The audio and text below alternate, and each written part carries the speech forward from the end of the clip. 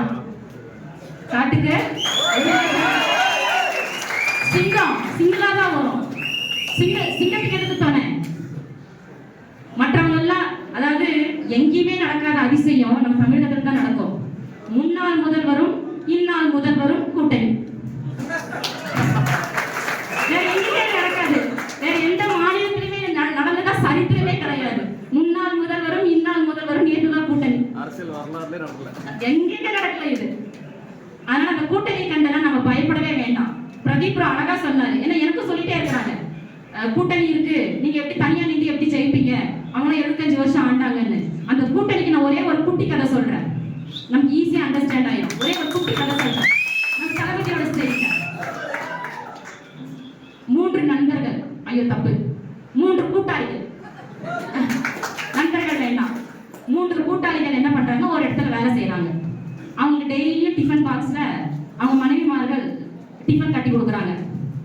ஒருத்தருக்கு பார்த்தீங்கன்னா டெய்லி இட்லி, ஒருத்தருக்கு பார்த்தீங்கன்னா டெய்லி தயிர் சாதம், இன்னொருத்தருக்கு பார்த்தீங்கன்னா டெய்லி சப்பாத்தி. டெய்லி இதே சாப்பாடு தான் வருது அவங்களுக்கு. 3 பேரும் முடிவெடுக்கிறாங்க, நாம இவங்களுக்காக எவ்வளவு உழைக்கிறோம், இவங்களுக்காக நம்ம எவ்வளவு உழைக்கிறோம், ஏன் டெய்லி ஒரே சாப்பாடு கொடுக்குறாங்க. அன்னைக்கு சாப்பிட்டுட்டு அந்த பாக்ஸுக்குள்ள ஒரு லெட்டர் எழுதுறாங்க, இன்னும் 10 நாள்ல என் சாப்பாடு ஸ்டைல் மாறணும், நீங்க என்ன பண்ண தெரியாது, 10 நாள்ல என் சாப்பாடு ஸ்டைல் மாறணும், எல்லாம் நான் உங்க விட்டு பிரிஞ்சு போயிடுவேன். எழுதி பாக்ஸ்ல வச்சு கொடுக்குறாங்க. மறுநாள் 3 பேருமே ரொம்ப ஈகரா வெயிட் பண்றாங்க, நம்ம எழுதி வச்சோம் எந்த வித்தியாசமா வந்திருக்குமா. 9 நாளும் அதே சாப்பாடு தான், 9 நாளும் அதே சாப்பாடு தான். இவங்களும் சரி 10வது நாள் மாறிடுமோ, 10வது நாள் மாறிடுமோன்னு சொல்லிட்டு 10வது நாள் ஓபன் பண்ணி பாக்குறாங்க. 10வது நாளும் அதே சாப்பாடு தான், எந்த மாற்றமே இல்லை. இதுல விரக்தியாய் 3 பேர் என்ன பண்ணிட்டாங்க, அந்த கூட்டாளிகள் 3 பேர் சூசைட் பண்ணிட்டாங்க. மனைவிமார்கள் அடிச்சுட்டு ஓடி வராங்க, ஐயோ ஏங்க என்னை விட்டுட்டு போயிட்டீங்க. கடைசியில் எல்லாரும் சொல்றாங்க, சூசைட் அட்டம் தான் சாகல, நான் இப்ப எழுதி வச்சேனே நீ எதனா மாத்தினியா, மாத்தவே இல்லைல்ல அப்படின்னு சொல்லிட்டு.